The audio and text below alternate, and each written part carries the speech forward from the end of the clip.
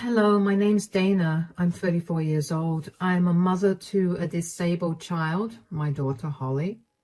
I had Holly when I was in a relationship with my ex-husband. The two of us had always wanted a child, so we tried immediately after we got married and I got pregnant with Holly. However, I had to give birth prematurely and Holly didn't get to fully develop physically. Her arms aren't developed and her legs are all crooked. Anyway, it takes a lot more patience to raise a disabled child. The stress of it all got to my ex-husband and he asked for a divorce just a few months after Holly was born. I was devastated after that, and I barely made it out of the divorce alive. The only person that kept me going was my sweet baby girl.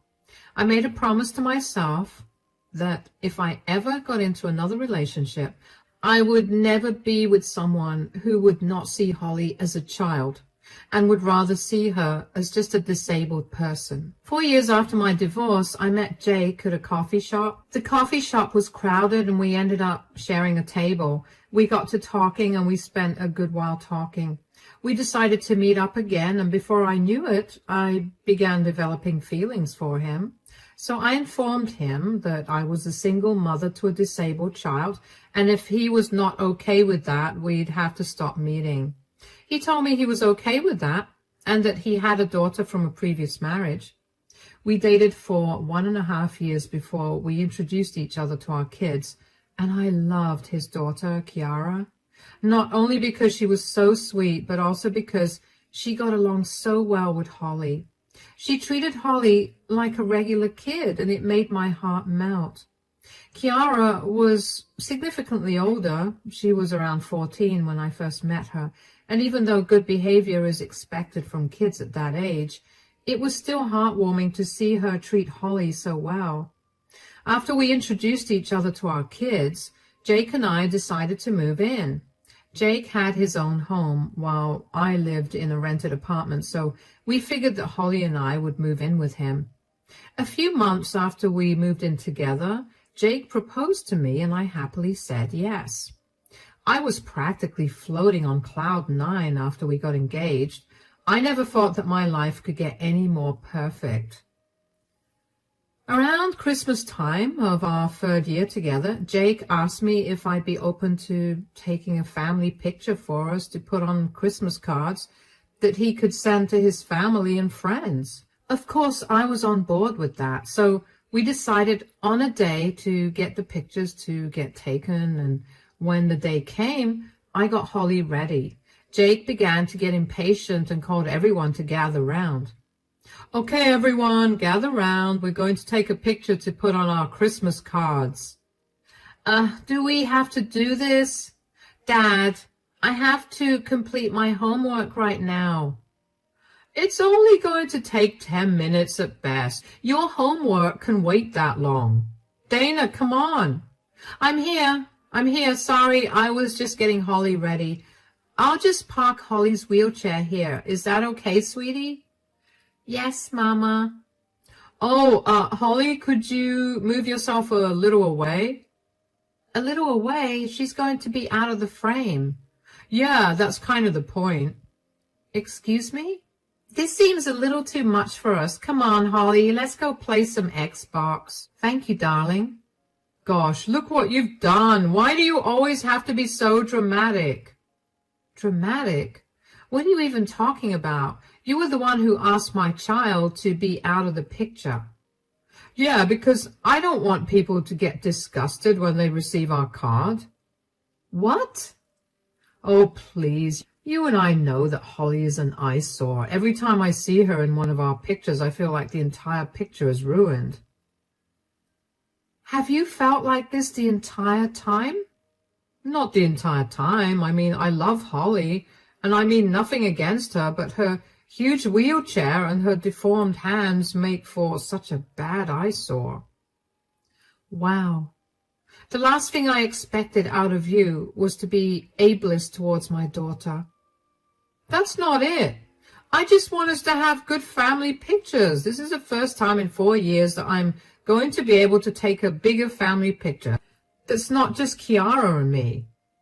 You know, When you got into a relationship with me, you agreed to be a part of Holly's life and let Holly be a part of yours.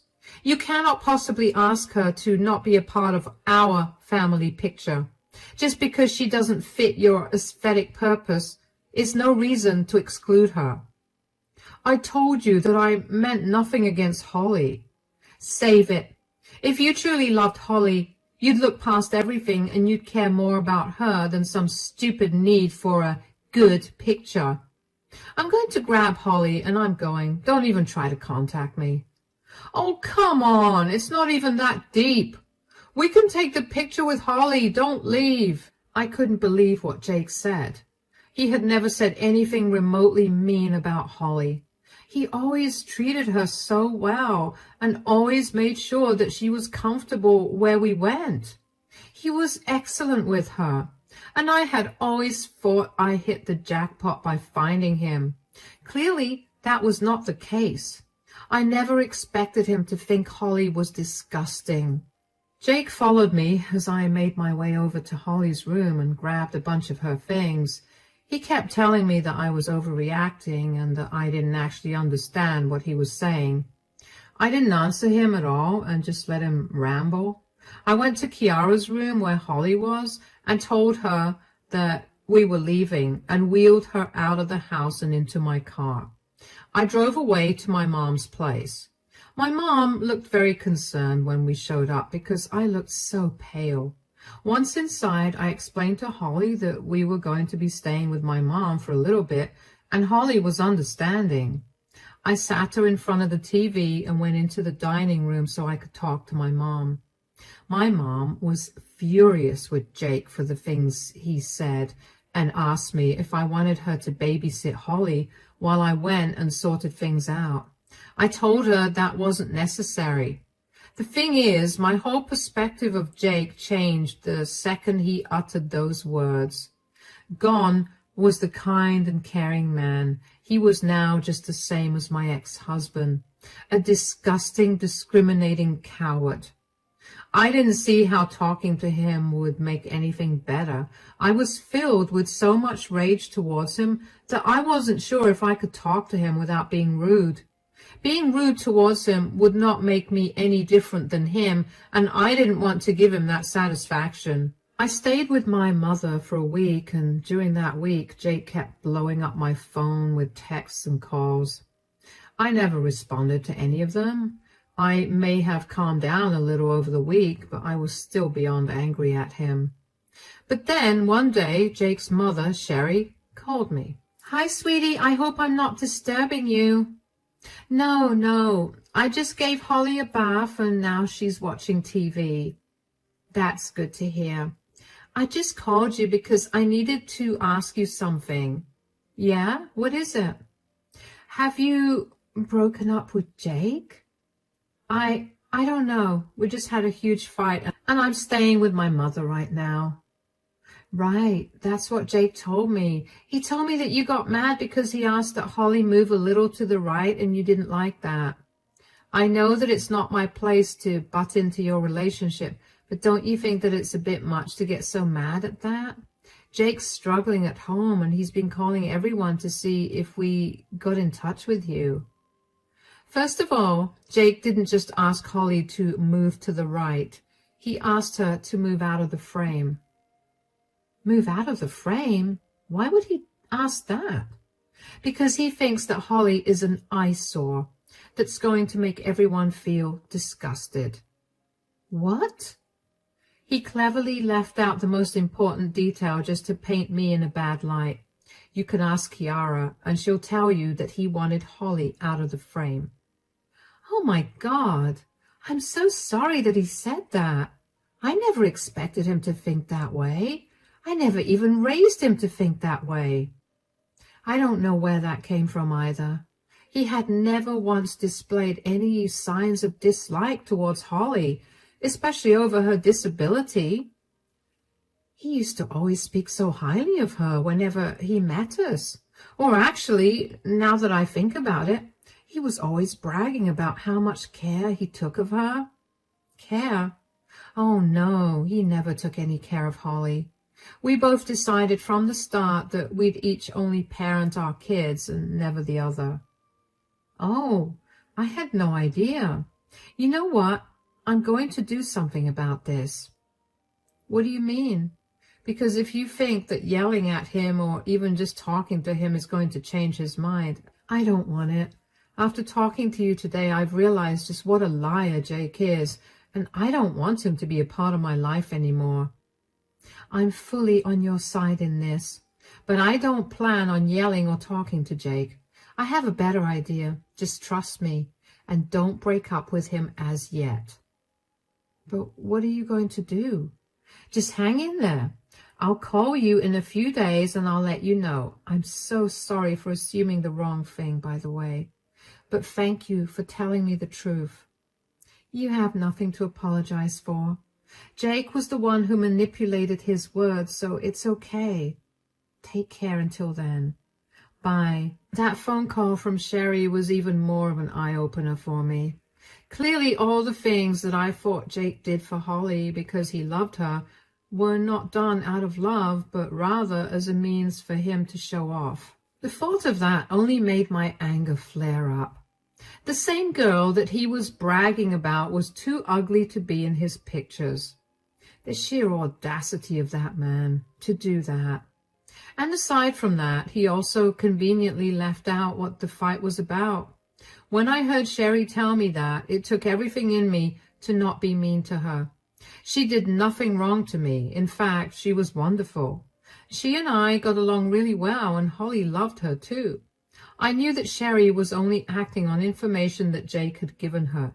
Jake knew how well Sherry and I got along, and I didn't know if this was his way of ruining our relationship. Given everything that happened, I wasn't too surprised that he'd be capable of doing that. What I didn't expect was for Sherry to be so on my side that she'd be willing to teach Jake a lesson for treating Holly so badly. I didn't understand why she felt so intensely about the issue as I did, but I chalked it up to her being a good person and someone who advocated for the disabled. While I was right about that, I didn't realize just how personal this issue was to her. A few days after my phone call with her, I got another call from her. I had been racking my brain about the ways in which she would take care of Jake, but I couldn't come up with a single thing. So when she finally called again, I couldn't have been happier than to find the answer that I was looking for. Sweetie, are you free right now? Yeah, why? Hold on, my mother wants to talk to you. Your mother? Why? Is everything all right? Yes, nothing to worry about. I was just telling her about what happened between you and Jake, and she wanted to talk to you. Oh, yeah, of course, I don't mind talking to her. Hi, darling. I'm Sherry's mother and Jake's grandmother. My name's Emma. Hi, Emma. My name's Dana, and Jake is my fiancé, for now at least. Sherry was just telling me about the mean things that Jake said. I'm so sorry that Jake said that. No, you don't have to apologize for anything. If you don't mind me asking, what kind of disability does your daughter suffer with? Well, she didn't get to fully develop in my womb. Her hands didn't develop, and her legs are crooked. She'll get into braces soon, but the doctors did tell us not to hold out much hope for that. I understand that. It must be really hard for you to see your child not getting the same treatment and opportunities as everyone else. I can't even begin to express how much that hurts. And hearing Jake say the same things that you know your daughter is going to hear in the future must have stung. Yeah, I want my daughter to grow up in an environment where she feels loved and accepted for who she is.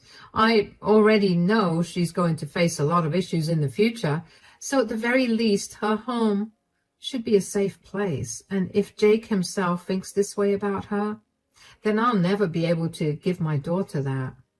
You're an amazing mother. I wish my parents were even half as kind as you.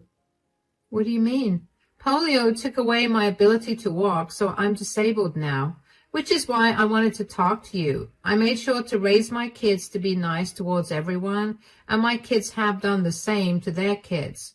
I couldn't fathom why Jake would say something like that. I wanted to ask you if I could meet your little one. Oh my, of course you can. I'm sure she'd feel wonderful when she sees someone else who's just like her. I'm sure she'll feel that way too. Lord knows that I wanted that when I was younger. I'm hosting a birthday dinner for my 87th birthday this weekend. Why don't you two drop in? Oh, are you sure? I don't want to intrude on a family gathering.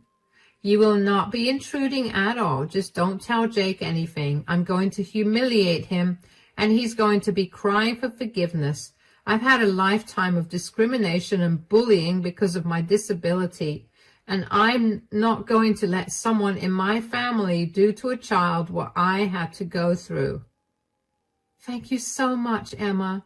This really means a lot to me. Of course, sweetie. Now, I have to go take a nap, but take care of yourself. I can't wait to meet you. I can't wait to meet you either. Take care. I couldn't believe that I didn't know that Jake's grandmother was alive. You'd think it would come up in some conversation during our 3 years of being together, but it never did.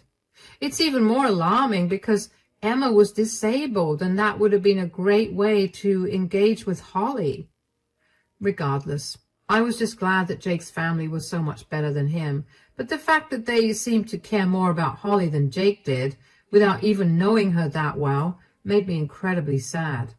Why didn't Jake just talk to me about his feelings instead of stringing me along this way for so long? That's something only cruel people are capable of. When the weekend came, Holly was practically buzzing with energy. There was nothing Holly loved more than dressing up and going to a party. I didn't tell her that Emma was in a wheelchair just like her because I wanted her to be surprised when she saw Emma. I was sure she was going to be really happy to see someone who was older in a wheelchair just like her. When we got to Emma's house, one thing was clear. Emma was made of money. We pulled into the driveway of the fanciest house I've ever seen, and I had to double-check that I was at the right address. Anyway, Emma and I made our way into the house, and I was immediately greeted by the sight of a pretty big number of guests. None of them noticed me. Only one of them did. Jake. Jake's face paled, and he started trembling when he saw Holly and I there. He quickly made his way towards us. Dana, oh my God, what are you doing here? Why do you care anyway? Can you not be difficult with me right now? I haven't heard a word from you for a week, and now you just show up to my grandmother's birthday dinner. Do you have anything to say for yourself? I don't have to say anything. You are the one that needs to apologize. How did you even know about this dinner? She knew about it because I invited her. Hi, Dana, darling. How are you? I hope you didn't have much trouble finding the house. I'm doing good. And no, I didn't have any trouble with finding the house. How are you? I'm great. I barely feel like I'm a day over 60. Happy birthday, by the way. Holly, sweetie, wish Grandma Emma a happy birthday. Happy birthday, Grandma Emma. Oh, thank you so much. You're such a pretty girl, Holly. And you look just like me, but, older. Holly. Oh, it's okay. She's only speaking the truth. Okay, sweetie, we can hang out some more in 10 minutes. For now, you can go play with my great-grandkids. Don't worry about taking Holly there. I'll ask Sherry to take care of that. Wait, Grandma, how did you know about Dana? I heard the two of you got into a huge fight the other day. Dana, you told my grandma about it? Does privacy mean nothing to you? Sorry, didn't tell Mom. Dana didn't tell Mom, but she told me only because I asked her. But imagine my surprise when I found out that you purposely twisted your words to make her be a bad person. Look. No, you look at me, Jake. You know firsthand how I feel about people making fun of or treating disabled people differently. You know how I've been very adamant about all of you being empathetic towards the disabled. So to hear that you were so blatantly rude to a child, that was beyond shocking. You can't force your values onto anyone, and what goes on in my house has nothing to do with you. Don't you dare talk to your grandmother that way. No, you know what? I'm sick and tired of being the bad guy.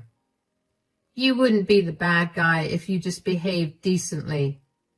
I did. I didn't even once imply that I hated or disliked Holly. I just didn't want her ruining the picture. That's not even hurtful. You're right, it's not. And that's why today we're all taking pictures without you, because we don't want a man with a mole on his face in the pictures. That's unfair. I can't change that.